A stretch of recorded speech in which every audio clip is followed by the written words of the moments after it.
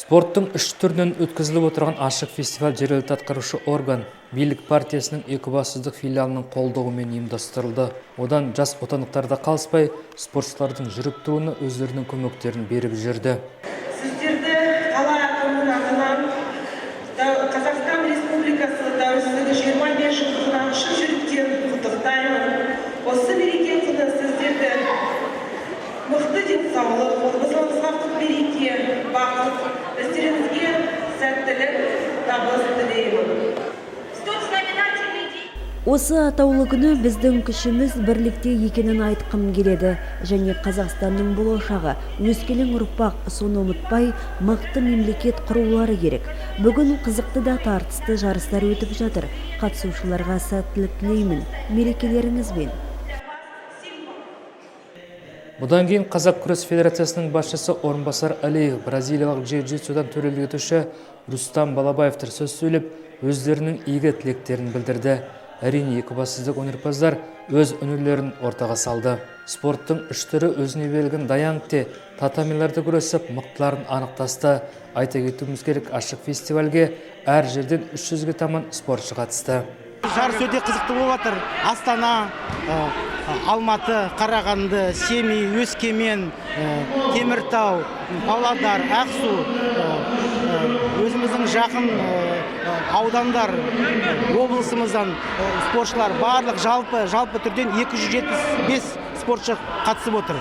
Дзюдо күресіне 2003-2005 жылдары аралығында туылған жасөспірімдер қатысты. Олар 34, 38, 42, 46-55 келдерге дейінгі сәлмек дәрежелерінде белдесе, 17 жастан асқан бозбалалар 66-81 келдерге дейін және 81 келден жоғары сәлмақтарда мықтыларын анықтасты. Күрес фестивалінде Қазақстанда өзі есімде емес көп жарыста аралап жүрмін. Екібастұз қаласында өзі Павлодар өңірінде бірінші рет өтіп жатыр.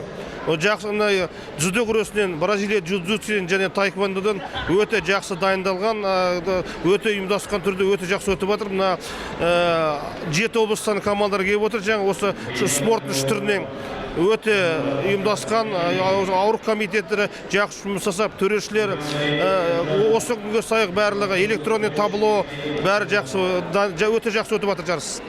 Таэквондоның ВТФ нұсқасы олимпиялық нұсқа. Бұл спорт түрінің төрелік еткен өзіміздің 3-ші спорт мектебінің жаттықтырушысы Дархан Бекенов. Жарысқа 2002-2004 жылдары аралығында туған ұлдарсын қатысты.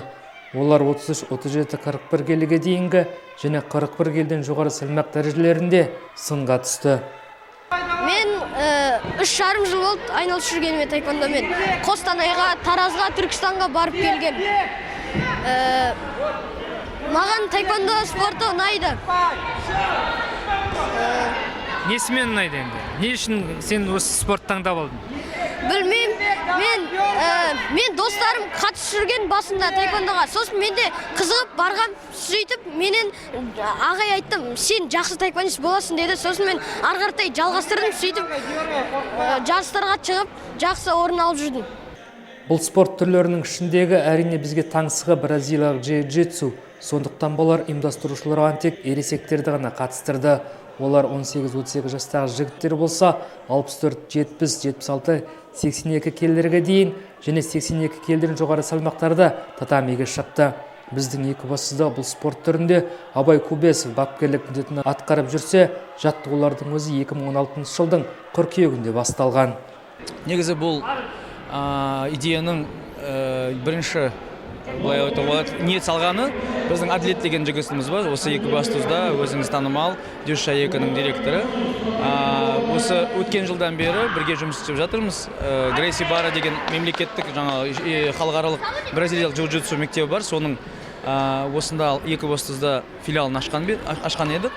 Сол бір жылдың ішінде көрсеткен нәтижемізді осы бүгін көрсетіп жатырық.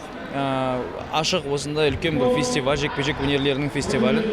Бұл фестивальдің ең бірінші ойлаған мақсатымыз қандай болды? Осы площадкада, орысша айтқанда, барлық әртүрлі спортшылар бір-бірімен кездесіп, бір-бірімізді танып, осында бір-бірімізге қол ұшын беріп, бір-бірімізге жаңағы дамуға мүмкіндік көрсетуімізге жаңағы ниет сонда болды негізі. Бразилиялық джиу-джитсу негізі Қазақстанда 2007 жылдан бері дамып келе жатыр. Оның негізін қалаушы бірнеше жігіттері бар, соның ішінде мен де бармын. Алматыда бастағанбыз бұл бразилиялық джиу-джитсуды. Ашық фестивальде болған спорттың 3 түрі бойынша екібастұздықтардың біразы жүлдеге ілікті. Ал жеңіс тұғырының биігінен таэквондода Нұрқасым Ахмади, дзюдода Махамбетов Әлібек, бразилиялық джиу-джитсуда Әділбеков Әділет көтерілді.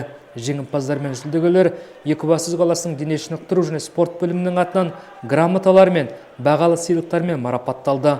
Сонымен қатар Нұр Отан партиясының Екібастұз филиалы бірінші орын алғандарға ақшалай жүлде тағайындады.